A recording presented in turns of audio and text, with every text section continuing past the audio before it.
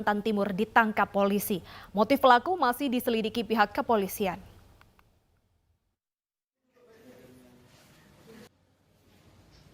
Abdul Khoir berhasil ditangkap polisi setelah terbukti menghabisi nyawa istri dan anak kandungnya yang masih berusia 1 tahun di Desa Sepaso Barat, Kecamatan Bengalon, Kabupaten Kutai Timur, Kalimantan Timur.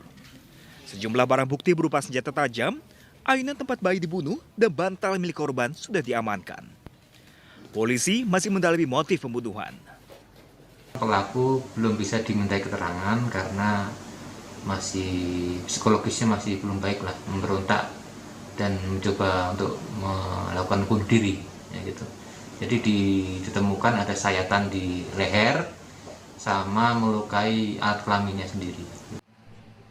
Selain membunuh istri dan anak kandungnya, pelaku mendatangi Masjid Al-Ihya yang tidak jauh dari rumahnya dalam keadaan telanjang. Pelaku kemudian menyerang jemaah masjid. Warga yang melihat kejadian langsung menangkap pelaku dan diserahkan ke polisi.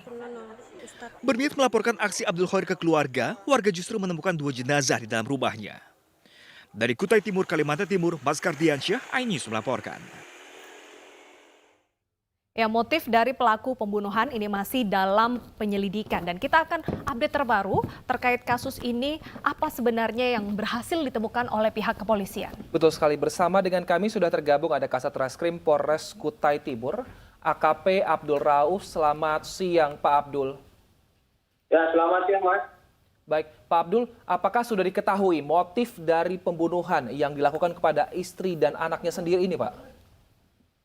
Baik, jadi terima kasih saya sampaikan kepada pemirsa bahwa perkembangan terkait dengan perkara yang melibatkan saudara Abdul Khoir ini untuk pemeriksaan kita mencoba kemarin dan hari ini juga akan kita lanjutkan pemeriksaan untuk mendalami terkait dengan motif daripada tersangka ini melakukan penganiayaan yang menyebabkan meninggalnya anak dan istri yang bersangkutan. Untuk motif daripada tersangka sendiri, yang bersangkutan mengaku memiliki beban hutang di beberapa rekan atau teman yang bersangkutan. Kemudian itu sebagai bersuku dan kemudian memiliki beban psikis kepada yang bersangkutan. Kemudian di sore harinya, pada hari Minggu itu, yang bersangkutan berniat untuk pergi ke belakang rumah untuk merintis atau membersihkan rumput-rumput, sehingga yang bersangkutan mengambil parang yang biasa digunakan untuk berkebun ini, kemudian dihalangi oleh istri saat itu. Saat itu yang bersangkutan berniat untuk melepaskan stres, namun karena ada istri yang menghalangi dan saat itu beliau sudah hilang akal dan pikiran sehingga membabi buta.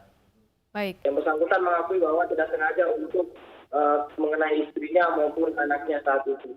Oke, Pak Abdul, pelaku juga sempat mampir ke masjid. Apa sebenarnya tujuan pelaku datang ke masjid? Apakah juga untuk menyerang warga?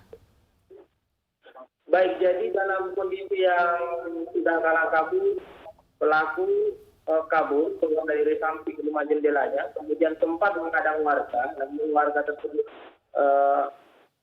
menghindar. Kemudian pelaku ini secara random kemudian kabur ke arah kanan menuju masjid.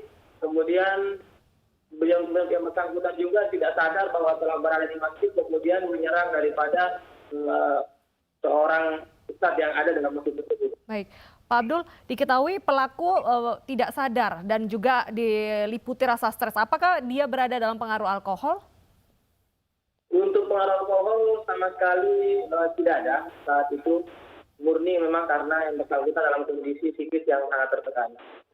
Baik, apakah pihak kepolisian juga melibatkan psikolog untuk mewawancara pelaku? Karena tadi ada beberapa kondisi psikologis yang awalnya ini sempat mengganggu pemeriksaan, Pak Abdul.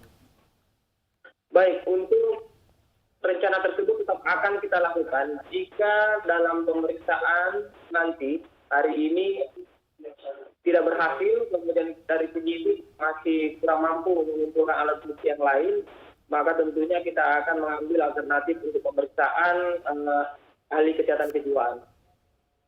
Baik, Pak, kami ingin konfirmasi Pak Abdul, ada informasi yang beredar bahwa ternyata suami ini membunuh istrinya karena ada bisikan dari hal-hal yang tidak diketahui atau mungkin Ilmu hitam ya? ilmu hitam. Apakah ini benar, Pak Abdul? Untuk pemeriksaan sampai hari ini, hal tersebut belum dapat dibuktikan dengan keterangan saksi ataupun sumber belum dapat terpercaya, sehingga posisi saat ini bahwa hal tersebut kita masih belum yakini kebenarannya. Baik, dengan jatuhnya korban, berapa pasal dan juga hukuman penjara yang akan dijatuhkan kepada pelaku? Kepada pelaku, Mbak, ini kita kenakan pasal 338 atau 340 dalam hal ini pembunuhan, yang dimana ancamannya adalah maksimal hukuman mati. Baik, terima kasih AKP Abdul Rauf, Kasat Reskrim Polres Kutai Timur telah bergabung bersama kami di iNews Siang.